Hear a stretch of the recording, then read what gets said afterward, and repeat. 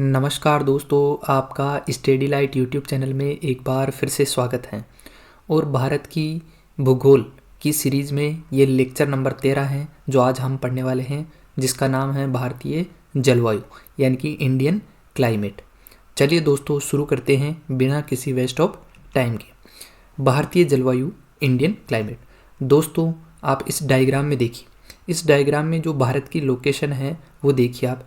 भारत के लगभग मध्य से होकर कर्क रेखा गुजरती है।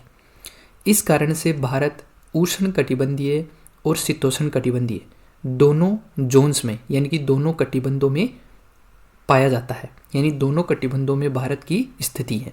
ऊपर वाला जो क्षेत्र है यानी भारत का जो कर्क रेखा के उत्तर में जो क्षेत्र है वो शीतोष्ण कटिबंध में पाया जाता है, जबकि कर्क रेखा के दक्षिण में जो क्षेत्र है वो उष्ण कटिबंध में पाया जाता है।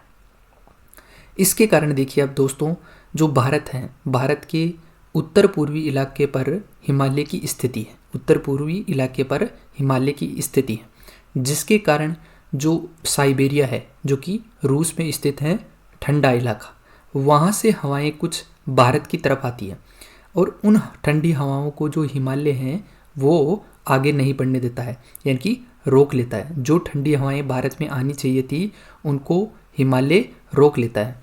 इसके कारण भारत शीतोष्ण और उष्ण कटिबंध में होने के बावजूद उष्ण कटिबंधीय मानसूनी जलवायु वाला देश है। इसी के कारण से उष्ण कटिबंधीय मानसूनी जलवायु वाला देश। दोस्तों आपको किसी ने ये नहीं समझाया होगा कभी भी कि भारत उष्ण कटिबंधीय जलवायु वाला क्यों है, जबकि भारत शीतोष्ण कटिबंध और उष्ण कटिबंध दोनों में पाया जाता है।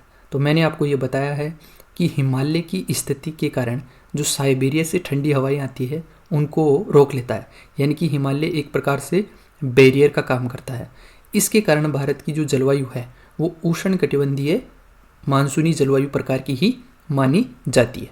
आई होप कि ये कॉन्सेप्ट आपको समझ आया होगा।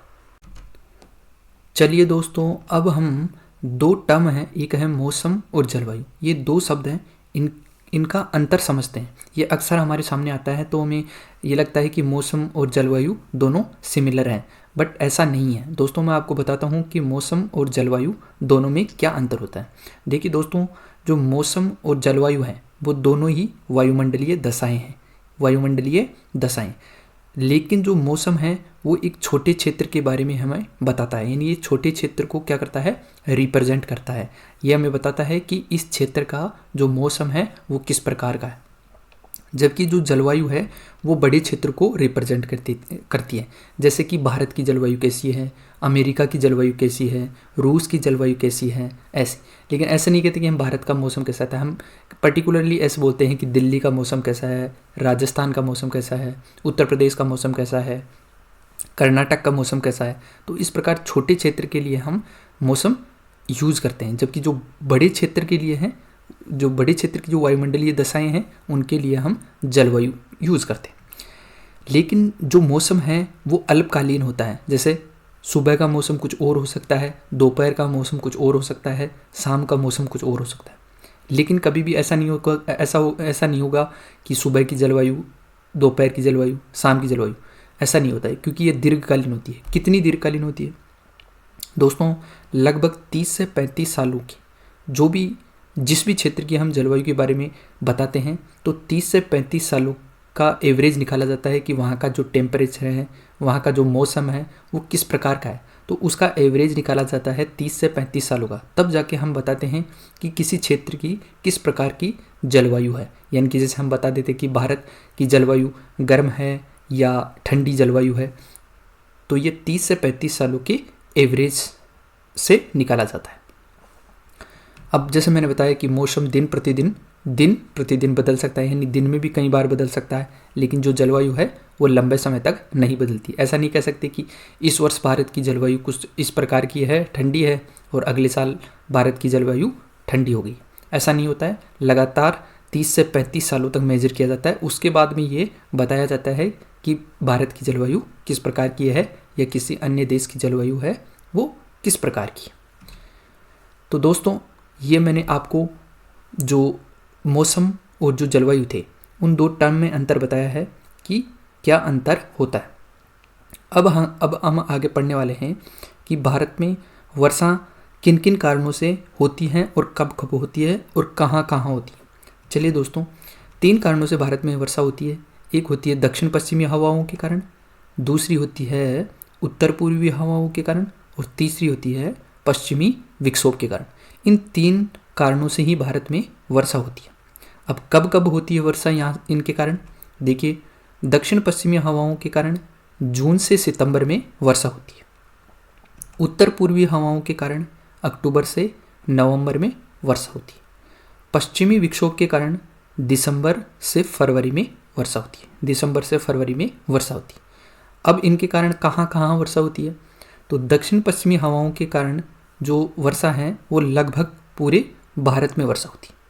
उत्तर पूर्वी हवाओं के कारण उड़ीसा और कोरोमंडल तट पर वर्षा होती है, जबकि पश्चिमी विक्षोभ के कारण वर्षा भारत के मैदानी क्षेत्रों में और राजस्थान में वर्षा होती है। तो इन 3 कारणों से भारत में वर्षा होती है। पहला था दक्षिण पश्चिमी हवाओं के कारण, दूसरा उत्तर पूर्वी हवाओं के कारण, तीसरा पश्चिमी विक्षोभ के कारण। पहले दक्षिण पश्चिमी हवाओं के कारण वर्षा जून से सितंबर में होती है, जो कि लगभग पूरे भारत में होती है। उत्तर पूर्वी हवाओं के कारण अक्टूबर से नवंबर में होती है, वो होती है उड़ीसा और कोरोमंडल तट पर। यह हम डिटेल में देखने वाले हैं अभी। इसके बाद में जो पश्चिमी विक्षोभ के कारण वर्षा है वो दिसंबर से फरवरी में होती हैं, और ये भारत के मैदानी, जो कि गंगा, बिहार, उत्तर प्रदेश का जो मैदानी क्षेत्र है वहाँ पर, पंजाब के मैदानी क्षेत्र में और राजस्थान में वर्षा होती है। तो इन 3 कारणों से भारत में वर्षा होती है। चलिए दोस्तों, अब हम देखते हैं दक्षिण पश्चिमी हवाओं के कारण भारत में वर्षा किस प्रकार से होती है। सबसे पहले यह है हमारा प्यारा भारत। जैसे मैंने आपको बताया था कि जो भारत का उत्तर पूर्वी इलाका है वहाँ पर हिमालय की उपस्थिति है, यानी कि वहाँ पर हिमालय है। अब देखिए दोस्तों, जो हमारा भारत है वो मैंने बताया आपको कि भारत के मध्य से होकर कर्क रेखा गुजरती है। तो भारत शीतोष्ण और उष्ण कटिबंध दोनों में पाया जाता है। अब ये जो उष्ण कटिबंध क्षेत्र है यहाँ पर एक प्रेशर जोन होता है जिसको कहते हैं लो प्रेशर, और इसको कहते हैं ITCZ, यानी कि इंटर ट्रॉपिकल कन्वर्जन जोन। अब दोस्तों, ये लो प्रेशर जोन यहाँ पर क्यों बना? मैं बता दूं आपको कि जो सूर्य है उस सूर्य की लगातार रोशनी जो उष्ण कटिबंधीय क्षेत्र हैं वहाँ पर सीधी पड़ती हैं, और वहाँ पर सीधी पड़ने के कारण जो हवाएं हैं वो गर्म होकर ऊपर उठती है, जिसके कारण वहाँ पर लो प्रेशर का जोन क्रिएट हो जाता है। और जो शीतोष्ण कटिबंध और शीत कटिबंध है वहाँ पर जो सूर्य है उसकी जो रोशनी है वो तिरछी पड़ती है, जिसके कारण वहाँ पर लो प्रेशर का जोन कम क्रिएट हो पाता है। अब देखिए दोस्तों, जो ये लो प्रेशर का जो जोन है यहाँ पर हवाएं कुछ इस प्रकार से आकर्षित होती हैं उच्च दाब से, क्योंकि ये स्वयं तो क्या है, निम्न दाब का क्षेत्र। तो हवाएं हमेशा उच्च दाब से निम्न दाब की तरफ चलेगी। तो ये हवाएं कुछ इस प्रकार से आती हुई प्रतीत होती है, और ये जो हवाएं हैं इनको एक नाम दिया जाता है जिसका नाम है व्यापारिक पवने। व्यापारिक पवने। अब दोस्तों, अब आपको लग रहा है कि ये जो तो हवाएं हैं वो कुछ इस प्रकार से तिरछी क्यों आ रही है, यानी ये आनी तो सीधी चाहिए थी लेकिन ये तिरछी क्यों आ रही है? तो इसका कारण है कोरियोलिस बल। अब ये क्या चीज़ है कोरियोलिस बल? देखिए दोस्तों, जो पृथ्वी है उसके घूर्णन के कारण एक आभासी बल उत्पन्न होता है। उस आभासी बल को ही कोरियोलिस बल कहा जाता है। कोई भी ऑब्जेक्ट जब घूमता है तो हमेशा एक आभासी बल का अनुभव करता है, उसको कहते हैं कोरियोलिस बल। तो पृथ्वी के घूर्णन के एक आभासी बल का अनुभव करता है, लेकिन जो पृथ्वी जब घूर्णन करती है तो घूर्णन के कारण जो बल उत्पन्न होता है उसको कोरियोलिस बल कहते हैं। और इसी बल के कारण जो ये व्यापारिक पवने हैं ये आपको तिरछी नजर आ रही है।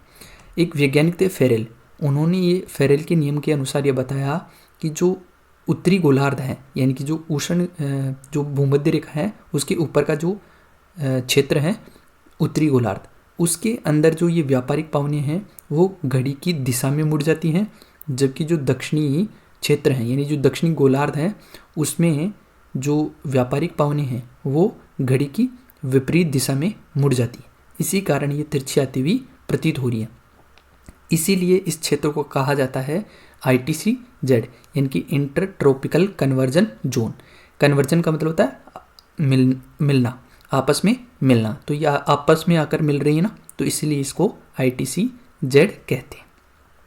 इसके बाद में देखिए दोस्तों, जो भारत है, भारत के नीचे की तरफ जो पश्चिमी क्षेत्र हैं वहाँ पे अरब सागर हैं, पूर्व की तरफ बंगाल की खाड़ी और दक्षिण की तरफ हिंद महासागर है। दोस्तों जो हिंद महासागर हैं वहाँ पर क्या होता है कि हाई प्रेशर जोन बन जाता है, हाई प्रेशर जोन बन जाता है। और जो सूर्य हैं वो सूर्य जब उष्ण जो भूमध्य रेखा थी वहाँ पर था, अब धीरे धीरे क्या होता है सूर्य का उत्तरायण होने लगता है। उत्तरायण का मतलब होता है वो ऊपर की तरफ शिफ्ट होने लगता है, और ये जब शिफ्ट हो जाता है तो जो लो प्रेशर का जो जोन था यानी लो प्रेशर का जो बेल्ट था ITCZ वो गंगा के मैदान पर शिफ्ट हो जाता है। ये बहुत बड़ा क्षेत्र होता है, लेकिन मैंने समझाने के लिए भारत का जो ITCZ है उसी को लिया है। तो ये जो भारत का जो ITCZ है वो गंगा के मैदान पर शिफ्ट हो जाता है। अब ये जो गंगा के मैदान पर शिफ्ट हुआ है ये लो प्रेशर का जोन है, और जो समुद्र है वहाँ पर हाई प्रेशर का जोन है। तो हवाएं समुद्र से गंगा के मैदान की तरफ चलेगी, तो जो समुद्र से चल रही हवाएं हैं उनमें आर्द्रता होगी क्योंकि वो समुद्र से चल रही है। जब ये हवाएं लो प्रेशर के जोन की तरफ आकर्षित होगी तो जो गंगा का मैदान है उससे आगे क्या है हिमालय, उस हिमालय से ये हवाएं टकराएगी और टकराकर बादलों का निर्माण करेगी। बादलों के निर्माण के होने के बाद में यहाँ पे क्या होगी वर्षा होगी लगभग पूरे भारत में। लेकिन अभी भी कई जगह बारिश नहीं हुई है। आप देख रहे होंगे कि ये जो क्षेत्र है यहाँ पर बारिश नहीं हुई। यहाँ पे बारिश क्यों नहीं हुई? ये जो क्षेत्र है ये है अरावली पर्वतमाला, जो कि गुजरात से लेकर दिल्ली तक फैला हुआ है और इसका अधिकतर पार्ट राजस्थान में है। ये जो अरावली पर्वतमाला है ये जो दक्षिण पश्चिमी हवाएं जब चल रही थी तो ये इनके समानांतर है, यानी कि ये जो हवाएं हैं इससे टकरा नहीं पाती है क्योंकि ये इसके समानांतर हैं, इसलिए तो यहाँ पर वर्षा नहीं हो पाती। इसी प्रकार से आप देखिए जो कोरोमंडल का क्षेत्र है तमिलनाडु में, ये भी क्या है समानांतर है दक्षिण पश्चिमी हवाओं के, इसके कारण यहाँ पर वर्षा नहीं हो पाती। लेकिन यहाँ देखिए आप, ये हैं मेघालय और यहाँ पर पाई जाती हैं घाटियाँ, कीपनुमा घाटियाँ। आपने नाम सुना होगा गारो, खासी, जयंतिया। ये जो घाटियाँ हैं वो कीपनुमा घाटियाँ हैं, और जब ये दक्षिण पश्चिमी हवाएं चलती हैं तो ये दक्षिण पश्चिमी हवाएं इनमें आर्द्रता रहती है, और आर्द्रता के कारण जब ये हवाएं इन घाटियों में प्रवेश करती है तो ये इन कीपनुमा घाटियों में फंस जाती है, और फंसने के बाद में यहाँ पे क्या होता है ये बाहर नहीं निकल पाती है, और यहाँ पर अत्यधिक बादलों का निर्माण होकर यहाँ पर घनघोर बारिश होती है, अत्यधिक बारिश होती है। इसीलिए जो मेघालय के अंदर मासिनराम है वो विश्व में सबसे अधिक वर्षा वाला स्थान है। लेकिन दोस्तों अभी भी देखिए, यहाँ पे देखिए ये वाला जो क्षेत्र है यहाँ पर अभी भी वर्षा नहीं हुई, यानी जो पश्चिमी घाट का जो पूर्वी क्षेत्र है यानी कि जो दूसरा क्षेत्र है पीछे की तरफ, वहाँ पर वर्षा नहीं हुई है। क्यों नहीं हुई? क्योंकि दोस्तों इस क्षेत्र को कहा जाता है वृष्टि छाया प्रदेश। अब ये वृष्टि छाया प्रदेश क्या है दोस्तों? किसी पर्वत के जिस तरफ से हवाएं चलती है तो वो पर्वत से टकराकर वहाँ पर बादलों का निर्माण हो जाता है और वहाँ पर वर्षा होती है, लेकिन दूसरी तरफ बादलों का निर्माण नहीं हो पाता है, जिसके कारण वहाँ पर वर्षा नहीं होती है, और इसीलिए इसको वृष्टि छाया प्रदेश कहते हैं। इसके आगे की तरफ तो वर्षा हो जाती है पश्चिमी घाट में, लेकिन इसके पीछे की तरफ वर्षा नहीं होती है। क्यों नहीं होती है? क्योंकि वो वृष्टि छाया प्रदेश के कारण वर्षा नहीं हो पाती। तो आई होप कि आपको दक्षिण पश्चिमी हवाओं के कारण जो वर्षा होती है इसके बारे में आपको अच्छे से समझ में आया होगा। चलिए दोस्तों, अब हम देखते हैं उत्तर पूर्वी हवाओं के कारण भारत में वर्षा। दोस्तों देखिए, अब ये भारत है हमारा प्यारा। अब मैंने जैसे बताया था आपको, जो ITCZ था वो गंगा के मैदान पर खिसक गया था, लेकिन अब क्या होता है कि धीरे धीरे जो सूर्य है उसका दक्षिणायन होने लगता है, यानी कि सूर्य वापस से भूमध्य रेखा की ओर आने लगता है। तो इसलिए जो हमारा ITCZ है यानी कि जो लो प्रेशर का जोन है वो समुद्र के क्षेत्र पर आ जाता है, यानी कि भूमध्य रेखा के पास में आ जाता है, जिसके कारण जो मैदानी क्षेत्र हैं भारत के, जो मैदानी क्षेत्र हैं वहाँ पर हाई प्रेशर बन जाता है, यानी कि उच्च दाब बन जाता है। अब ये जो उच्च दाब से जो हवाएं चलती हैं जो किधर चल रही है? उत्तर पूर्वी। उत्तर पूर्वी क्यों कहते हैं? क्योंकि ये उत्तर पूर्व से चलती है इसलिए। तो ये उत्तर पूर्वी हवाएं अब समुद्र की तरफ चलने लगती है। तो दोस्तों जब समुद्र की तरफ चलती है तो जब ये हवाएं बंगाल की खाड़ी से गुजरती हैं तो बंगाल की खाड़ी से नमी लेकर आती है और जो कोरोमंडल और जो उड़ीसा का तट है, उत्कल तट, कोरोमंडल तट जो कि तमिलनाडु में है और उत्कल तट जो कि उड़ीसा में है, वहाँ पर ये क्या करती है, वर्षा करती है। क्यों? क्योंकि इनमें नमी रहती है। जब बंगाल की खाड़ी से गुजरती है तो नमी लेकर आती है। इसी कारण कोरोमंडल तट और उत्कल तट पर वर्षा होती है। लेकिन इसके दूसरी तरफ वर्षा नहीं होती है। क्यों? क्योंकि ये वृष्टि छाया प्रदेश हैं। जैसे मैंने बताया था कि जिस तरफ से हवाएं चलती है उस तरफ तो बादलों का निर्माण होता है और वर्षा होती है, लेकिन उसके दूसरी तरफ वर्षा नहीं होती है क्योंकि वहाँ पर बादलों का निर्माण नहीं हो पाता है। तो और जो बाकी भारत हैं, बाकी भारत में वर्षा क्यों नहीं हुई? क्योंकि वहाँ पे नमी नहीं है। जबकि जो कोरोमंडल तट है और उत्कल तट है वहाँ पर नमी कहाँ से आई? ये बंगाल की खाड़ी से नमी लेकर आती है। लेकिन बाकी भारत में ये जो हवाएं हैं इनमें नमी नहीं है क्योंकि ये मैदानी क्षेत्र से चल रही है, इसलिए वहाँ पर वर्षा नहीं होती है। आई होप कि आपको उत्तर पूर्वी हवाओं के कारण भी वर्षा का पैटर्न समझ आया होगा। चलिए दोस्तों, अब हम देखते हैं पश्चिमी विक्षोभ के कारण वर्षा का पैटर्न। दोस्तों ये देखिए, ये मैप देखिए आप। इस मैप के अंदर अफ्रीका और भारत आपको दिखाई दे रहा होगा। दोस्तों जो अफ्रीका कॉन्टिनेंट है, यानी जो अफ्रीका महाद्वीप है, वहाँ पर एक रेगिस्तान है जिसका नाम है सहारा रेगिस्तान, जो कि लगभग 11 देशों में फैला हुआ है। अब ये दोस्तों, ये जो सहारा रेगिस्तान है ये उष्ण कटिबंधीय क्षेत्र में पाया जाता है, जिसके कारण यहाँ पर अत्यधिक गर्मी पड़ती है। और अत्यधिक गर्मी पड़ने के कारण जो हवाएं हैं वो कुछ इस प्रकार से चलती है, कुछ इस प्रकार से ये हवाएं चलती हैं भूमध्य सागर की तरफ। आपको ऊपर की तरफ जो सागर दिखाई दे रहा है वो भूमध्य सागर है। इस सागर से हवाएं जब चलती हैं तो भूमध्य सागर से हवाएं नमी ग्रहण करके कुछ इस तरफ से चलने लगती हैं, यानी भारत की तरफ चलने लगती हैं। और जो बीच में काला सागर है और जो कैस्पियन सागर है वहाँ से भी यह हवाएं और नमी ग्रहण करके चलती हैं। तो जब ये आगे बढ़ती हैं तो आगे उत्तर पूर्वी भारत की तरफ हिमालय है। उत्तर पूर्वी भारत की तरफ क्या है? हिमालय। जब ये हवाएं चलती हैं तो इन हिमालय से टकराती है और हिमालय से टकराकर दो भागों में बढ़ जाती है, एक जो कि उत्तरी शाखा कहलाती है और दूसरी जो कि दक्षिणी शाखा कहलाती है। इसी दक्षिणी शाखा के कारण बादलों के निर्माण होकर जो भारत का जो मैदानी क्षेत्र है और जो हिमालयी क्षेत्र हैं, यानी हिमालयी स्टेट, जो हिमालयी राज्य हैं जैसे कि जम्मू कश्मीर, हिमाचल प्रदेश, उत्तराखंड, वहाँ पर जो कि मैदानी क्षेत्र है वहाँ पर तो होगी वर्षा, और जो हिमालयी क्षेत्र हैं वहाँ पर होगी बर्फबारी। तो इसके कारण जो मैदानी क्षेत्र हैं भारत के, पंजाब से लेकर बिहार तक, उसके कारण यहाँ पर वर्षा होती है। किसके कारण होती है? दक्षिणी शाखा के कारण। दोस्तों इस पश्चिमी विक्षोभ की बात करें तो ये पंजाब से लेकर पश्चिमी बिहार तक अच्छी वर्षा होती है। इसके कारण पहाड़ी राज्यों में ये सेब के लिए अत्यधिक लाभदायक मानी जाती है। वहीं अगर मैदानी भागों की बात करें तो रबी की फसल के लिए अत्यधिक लाभदायक मानी जाती है।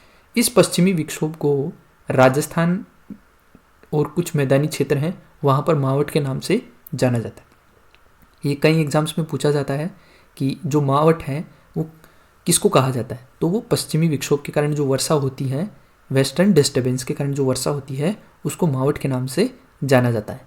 और ये जो पहाड़ी राज्य हैं वहाँ पे सेब के लिए अत्यधिक लाभदायक रहती है और मैदानी क्षेत्रों में रबी की फसल जैसे कि गेहूँ, जौ, इनके लिए अत्यधिक लाभदायक रहती है। तो पश्चिमी विक्षोभ के कारण जो वर्षा का पैटर्न है उसका जो कॉन्सेप्ट है वो भी आपको अच्छे से समझ में आया होगा कि ये किस प्रकार से वर्षा होती है। चलिए दोस्तों, अब हम बात करते हैं भारत के मानसून के आगमन और लौटने पर। देखिए दोस्तों, ये मैप है। इस मैप में देखिए आप कि जो भारत का जो मानसून है वो लगभग 1 जून को जब आगमन होता है तो 1 जून को केरल के तट से टकराता है। इसके बाद में 5 जून तक ये कर्नाटक तक पहुंच जाता है। लगभग 10 जून तक ये मुंबई के तट से टकराता है और 15 जून तक ये गुजरात के तट से टकराता है और 15 जुलाई तक ये जो राजस्थान का पश्चिमी क्षेत्र है वहाँ तक पहुंचकर पाकिस्तान में प्रवेश करता है। और लौटना इसका है वो 1 सितंबर से चालू होता है, पाकिस्तान से शुरू होता है। 15 सितंबर तक ये पंजाब, राजस्थान और गुजरात से लौट जाता है। इसके बाद में 1 अक्टूबर से उत्तर प्रदेश, मध्य प्रदेश और महाराष्ट्र से लौट जाता है। और इसके बाद में 15 अक्टूबर तक ये लगभग ओडिशा, आंध्र प्रदेश और कर्नाटक से लौट जाता है। और लगभग पूरे भारत से ये जो अक्टूबर का अंतिम सप्ताह होता है तो उस तक लौट जाता है। चलिए दोस्तों, अब हम बात करते हैं भारत में वर्षा की मात्रा की। देखिए दोस्तों, ये आपके सामने मैप है, ये आपको बताएगा कि कहाँ कहाँ कितनी वर्षा होती है। आप देख सकते हैं कि जो डार्क ब्लू है वो कहाँ कहाँ है। जो पश्चिमी घाट है, पश्चिमी घाट और इसके अलावा असम मेघालय का जो क्षेत्र है वहाँ पर सबसे ज़्यादा वर्षा होती है, यानी कि वहाँ पर लगभग 400 सेंटीमीटर तक वर्षा होती है। इसके बाद में जो 200 से 400 सेंटीमीटर की वर्षा है वो उत्तर पूर्वी राज्यों में, और इसके अलावा जो दक्कन का पठार है वहाँ पर कई जगह पर 200 से 400 सेंटीमीटर तक वर्षा होती है। इसके बाद में 100 से 200 सेंटीमीटर की वर्षा भारत में सबसे ज़्यादा होती है। इनकी सबसे ज़्यादा इलाकों में 100 से 200 सेंटीमीटर की वर्षा होती है, जिसमें भारत का जो मैदानी क्षेत्र है वो इंक्लूड है। इसके अलावा पश्चिम बंगाल, उड़ीसा, झारखंड, मध्य प्रदेश, ये इलाके शामिल हैं। इसके बाद में 60 से 100 सेंटीमीटर की बात करें तो वो जैसे पश्चिमी घाट का जो वृष्टि छाया प्रदेश है उस तरफ का भाग है। इसके अलावा जो राजस्थान का पूर्वी भाग है वहाँ पर 60 से 100 सेंटीमीटर तक वर्षा होती है।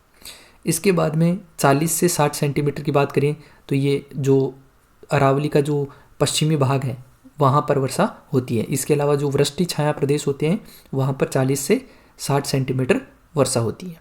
और 20 से 40 सेंटीमीटर जो कि राजस्थान का जो पश्चिमी भाग है वहाँ पर वर्षा होती है, जो कि शुष्क क्षेत्र कहलाता है। वहाँ पर 20 से 40 सेंटीमीटर तक वर्षा होती है।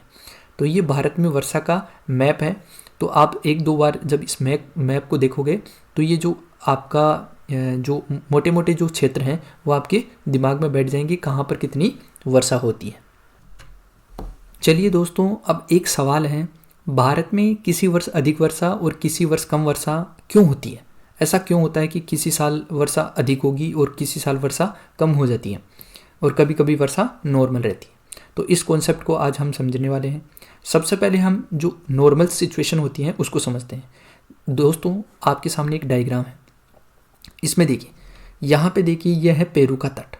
पेरू एक देश है, दक्षिण अमेरिका का एक देश है पेरू। तो जो पेरू का पश्चिमी तट है वहाँ पर सामान्य स्थिति में क्या होता है कि वहाँ पर जो ऊपर का पानी है वो ठंडा रहता है, जिसके कारण जो हवाएं हैं यानी कि जो व्यापारिक पानी हैं वो पेरू के तट से ऑस्ट्रेलिया की तरफ चलती है। तो जो नीचे का जो गर्म पानी है वो ऊपर आ जाता है, नीचे का जो गर्म पानी है वो ऊपर आ जाता है। ये सामान्य स्थिति है। अब ये कुछ इस प्रकार से हवाएं चलती है। अब भारत में कम वर्षा अल नीनो के कारण होती है। वो अल नीनो के कारण वर्षा कम कैसे होती है वो मैं आपको समझाता हूँ। दोस्तों, जैसे मैंने आपको बताया था पहले वाली जो स्थिति थी वो नॉर्मल थी, लेकिन अल नीनो की स्थिति में क्या होता है कि जो सूर्य है उस सूर्य में क्या होता है, सौर कलंक उत्पन्न होते हैं।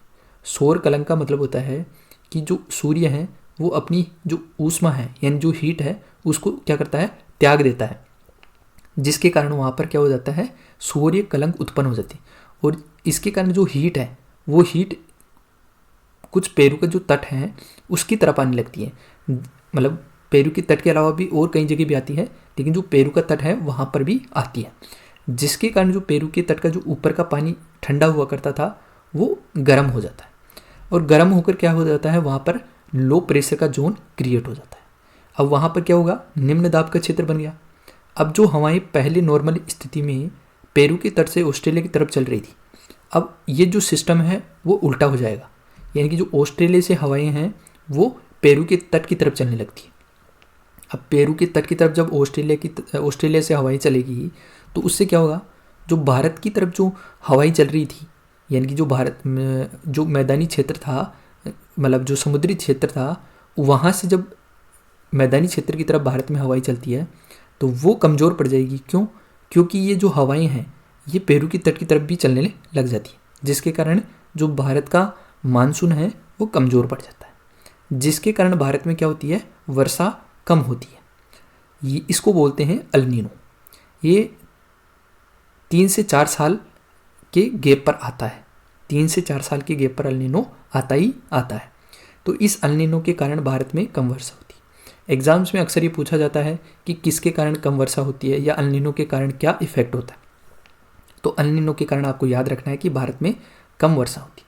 वो क्यों होती है ये कॉन्सेप्ट मैंने आपको अच्छे से समझा दिया कि भारत में एल नीनो के कारण कम वर्षा होती है।